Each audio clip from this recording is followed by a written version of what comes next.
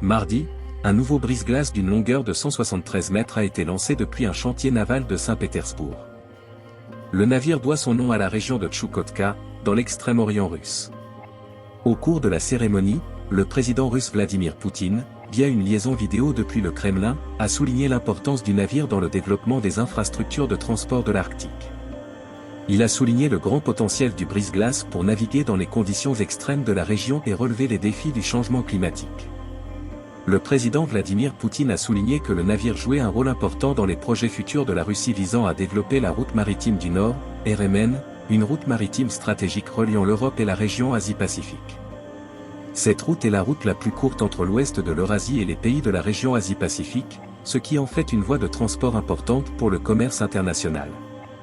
La RMN réduira considérablement la durée des voyages et son développement pourrait permettre à la Russie de devenir un acteur majeur du commerce mondial tout en renforçant sa présence dans la région arctique en développement rapide. Dans un contexte de réchauffement climatique entraînant la fonte des glaces et l'ouverture de nouvelles voies navigables, les brise-glaces lancées à Saint-Pétersbourg sont devenus un élément essentiel pour assurer la navigation dans ces eaux difficiles d'accès de masu. Le gouvernement russe considérera donc probablement la route maritime du Nord comme une question stratégique d'importance à la fois économique et géopolitique.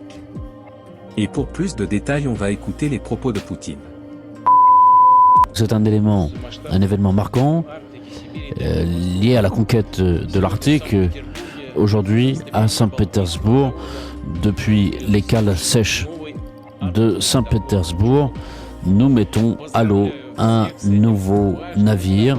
Donc félicitations à tous pour ce grand résultat pour la flotte de brise-glace. Bravo à tous les spécialistes qui ont participé à ce travail pour ce professionnalisme.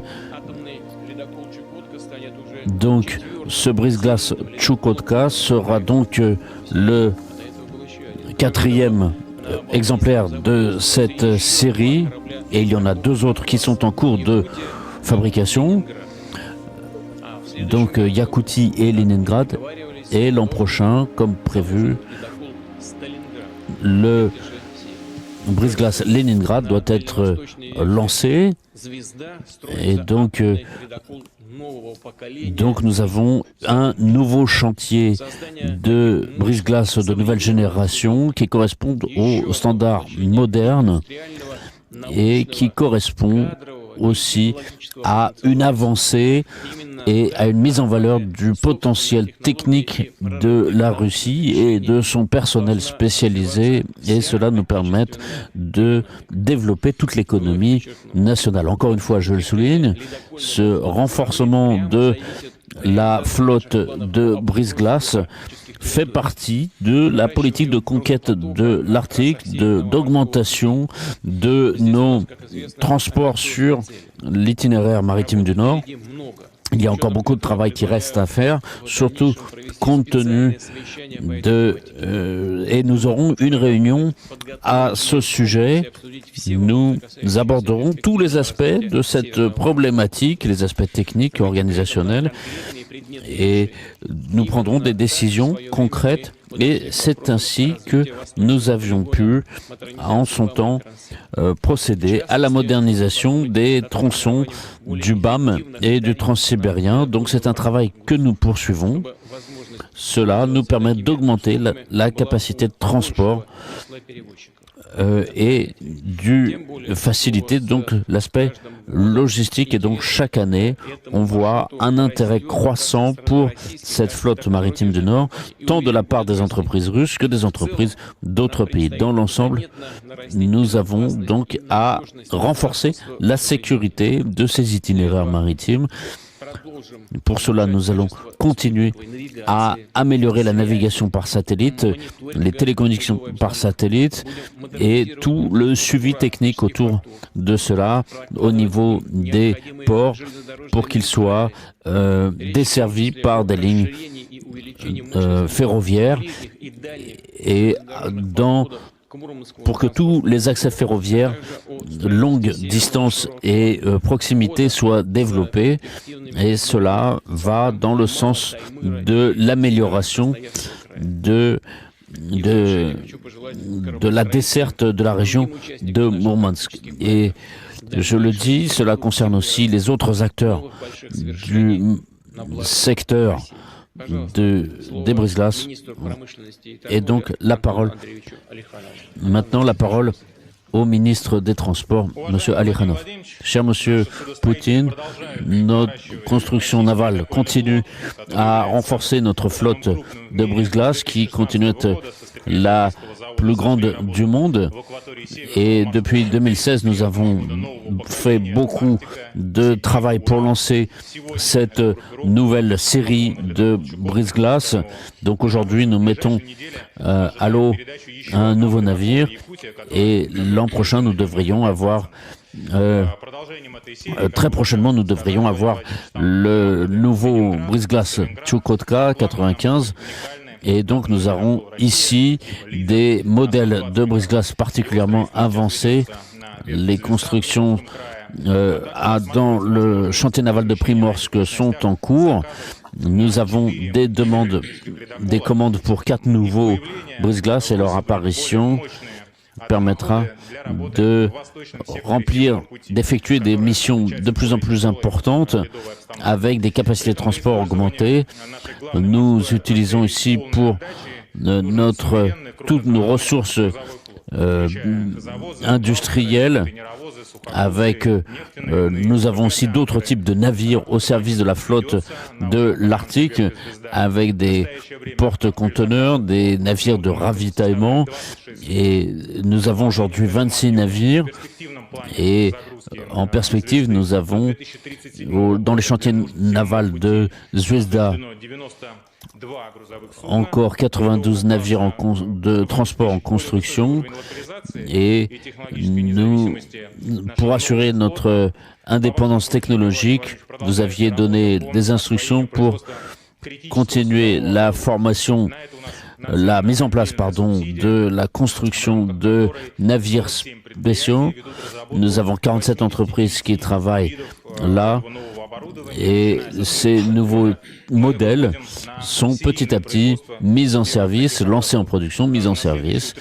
Et pour les 3 prochaines années, nous avons donc des prévisions budgétaires pour cela. Et nous avons prévu aussi de nouveaux mécanismes de stimulation d'encouragement pour la demande dans les services de la flotte de brise-glace en Arctique. Conformément à la tradition navale, nous avons proposé une marraine et nous avons fait cette proposition à Mme Shmeliova qui dirige le centre de recherche fédéral Sirius. Merci, Monsieur le Président, pour tout votre soutien à l'ensemble des activités du secteur.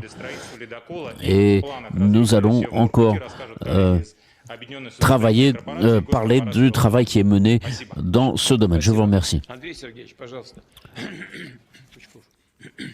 Monsieur Touchkov, allez.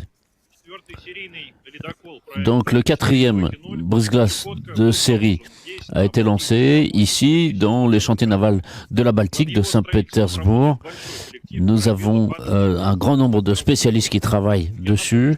Je vous rappelle que les séries précédentes et le projet 1052 étaient déjà orientés là-dessus. Cela permet de renforcer les capacités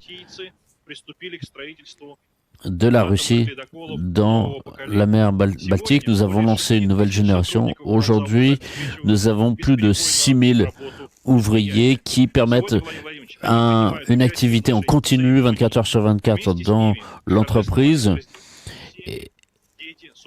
Et nous avons ici pour cette cérémonie importante des représentants du personnel avec leurs familles, leurs enfants, leurs épouses. Et nous avons aussi des hôtes de marque.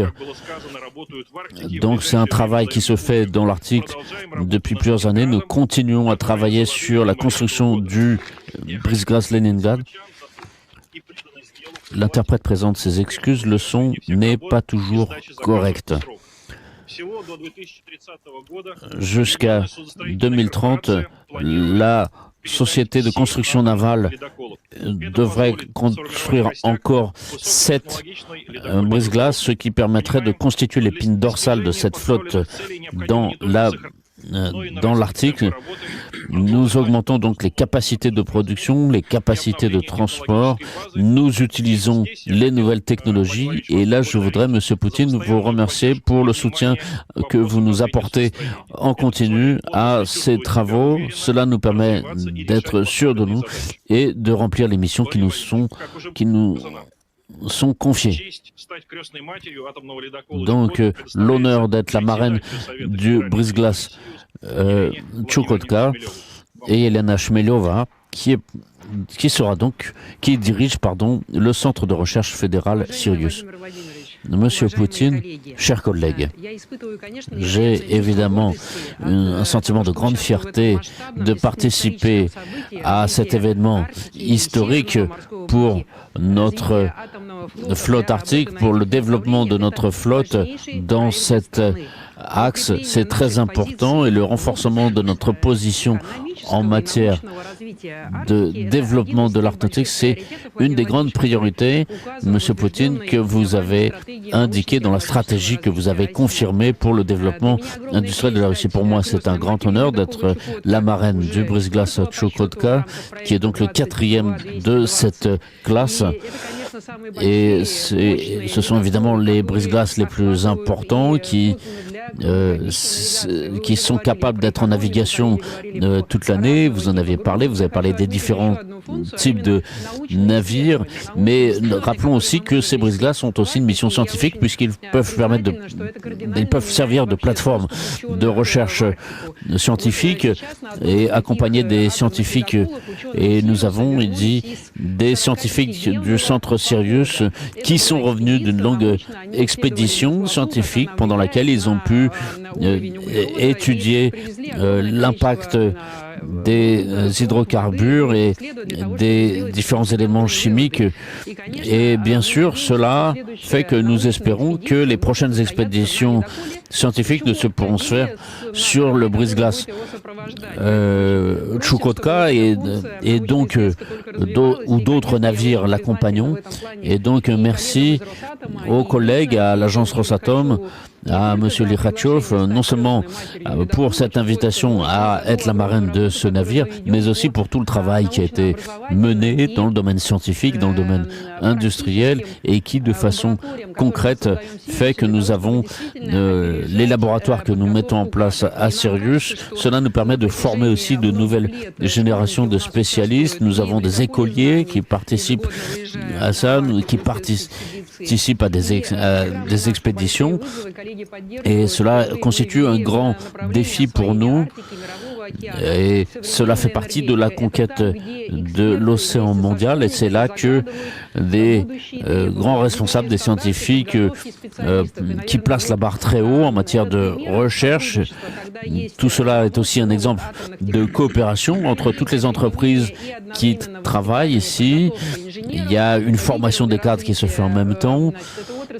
Donc c'est un secteur qui, dans les prochaines séries de navires, trouvera son application concrète. Et encore une fois, je remercie tous les ingénieurs et tous les ouvriers qui ont travaillé à cela. Bravo pour votre travail exceptionnel et ce résultat concret. C'est un défi énorme. Je sais qu'il y a une vieille tradition qui consiste à briser une bouteille de champagne contre la coque de navire. Cela symbolise la rencontre de l'armature du navire avec l'eau et donc que cela soit une histoire qui se poursuive et bonne navigation à tous. Merci beaucoup. Vous avez évoqué Rosatom et je prie alors Monsieur Alexei Likhatchov de dire 2 mots sur la propulsion nucléaire de nouveaux types sur ce matériel.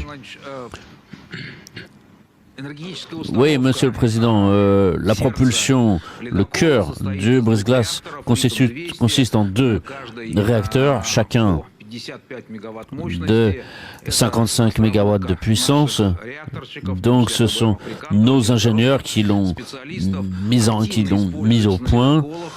Donc, ils sont largement utilisés sur les brise-glaces. Nous avons longtemps travaillé sur cette technologie pour la conquête de l'article. Et donc, il y a une application concrète pour les centrales flottantes. Il est important de souligner ici qu'il y a une modernisation non seulement pour les eaux arctiques, mais il y a aussi un travail que nous faisons en Afrique et dans d'autres continents, et aussi dans le cadre des rencontres de sommet des BRICS, nous avons eu de nouveaux accords. En ce sens, nous avons des commandes et c'est important de montrer ici que dans le cadre de développement de ce secteur, comment dans l'intérêt des entreprises russes et des territoires russes et de nos partenaires étrangers, nous pouvons travailler. Merci beaucoup. Je voudrais demander au directeur comment se passent les travaux pour la suite du programme. Nous travaillons conformément au plan. Nous en sommes au stade de la préparation des sections premières du brise-glace Leningrad. Donc, ce brise-glace Leningrad avance conformément au graphique. Aujourd'hui, nous attendons, nous devrions passer à 3000 tours de fonctionnement des turbines. Je suis convaincu que tous les plans fixés seront réalisés. S'il vous plaît, Monsieur André Balich. Monsieur le Président, la quatrième série du brise-glace nucléaire Chukotka fait partie d'un projet qui aujourd'hui est prêt. Nous avons signé l'équipe de lancement. Je vous demande d'autoriser le lancement. Le Président, lancement autorisé. Капитану завода осмотреть акваторию. Начальнику стапельного цеха осмотреть спусковое устройство. Задержник резать. Couper le ruban.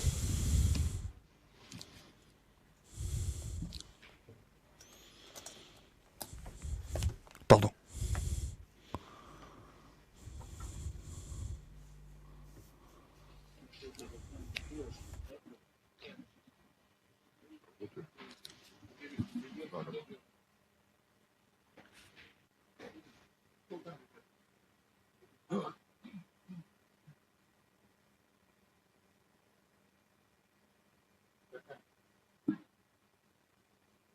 Право принять решение по церемонии резки задержника предоставлено одним из лучших работников décision de lancement. Dmitry Nikitin, Alexei Bogdan, Sergei Porshnev.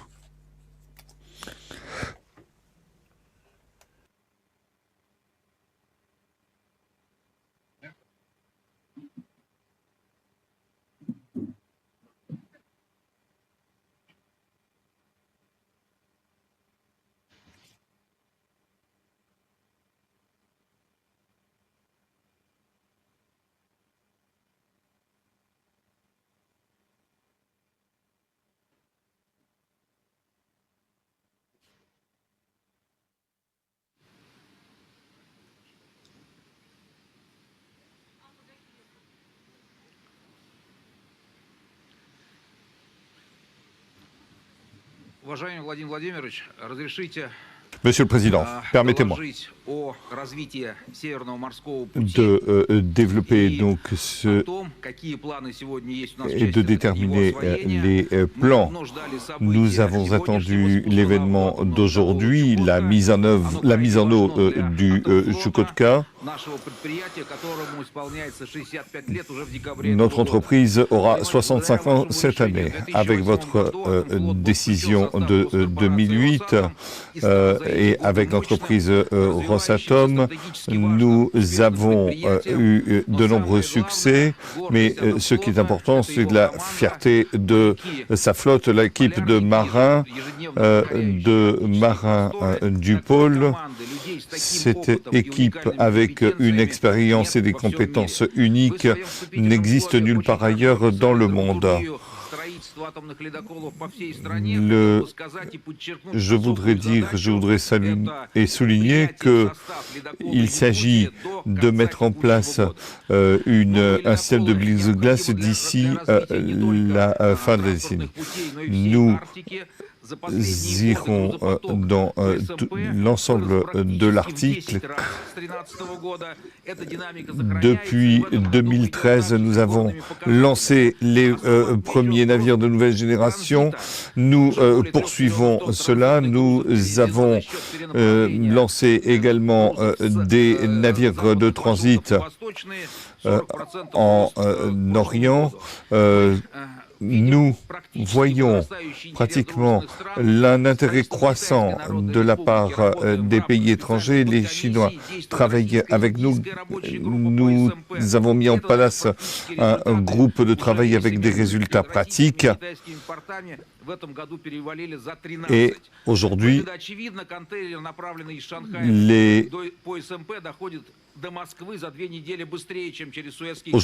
nous pouvons... La paix mondiale est un idéal universel qui transcende les frontières culturelles, politiques et géographiques. Elle représente un état de coexistence harmonieuse entre les nations, les peuples et les individus, où règne la justice, la solidarité et la compréhension mutuelle. Cependant, la paix n'est pas seulement l'absence de guerre. Elle inclut également la justice sociale, le respect des droits de l'homme et la résolution pacifique des conflits. Pour parvenir à une paix véritable et durable, il est important de s'attaquer aux causes profondes des conflits. Les inégalités économiques et sociales, les discriminations raciales et ethniques et les conflits liés aux ressources naturelles sont souvent à l'origine de tensions. Dans de nombreuses régions du monde, ces facteurs créent des conditions de vie précaires, déclenchent la violence et provoquent de profondes divisions. Il est donc essentiel d'œuvrer en faveur d'un développement économique inclusif, d'une meilleure répartition des richesses et de l'éducation pour tous. L'éducation joue un rôle important dans la consolidation de la paix. Elle peut favoriser les valeurs de tolérance, de respect et de solidarité dès le plus jeune âge. Comprendre les différences culturelles et en discuter plutôt que de les affronter sont des moyens fondamentaux d'éviter les conflits et les malentendus. En outre, la diplomatie et le dialogue international doivent être privilégiés dans la résolution des conflits entre États. La diplomatie permet de construire des ponts, et non des murs, et encourage la coopération, et non la confrontation. Le rôle des organisations internationales telles que l'ONU est également crucial. Ces organisations travaillent sans relâche pour promouvoir la paix, apporter des solutions aux crises humanitaires et réduire les tensions internationales. Toutefois, leurs activités sont souvent entravées par des intérêts politiques et économiques contradictoires, ce qui souligne la nécessité d'un plus grand engagement des gouvernements et des citoyens en faveur d'un ordre mondial plus juste. Après tout, il ne peut y avoir de paix mondiale sans un véritable respect de l'environnement. Les crises écologiques telles que le changement climatique exacerbent les inégalités et provoquent des conflits pour l'accès à l'eau, à la terre et à d'autres ressources vitales. La lutte pour la protection de la planète est donc inextricablement liée à la recherche de la paix. En d'autres termes, la paix mondiale est un projet collectif qui requiert la participation de tous. Elle repose sur des valeurs communes d'empathie, de respect et de coopération.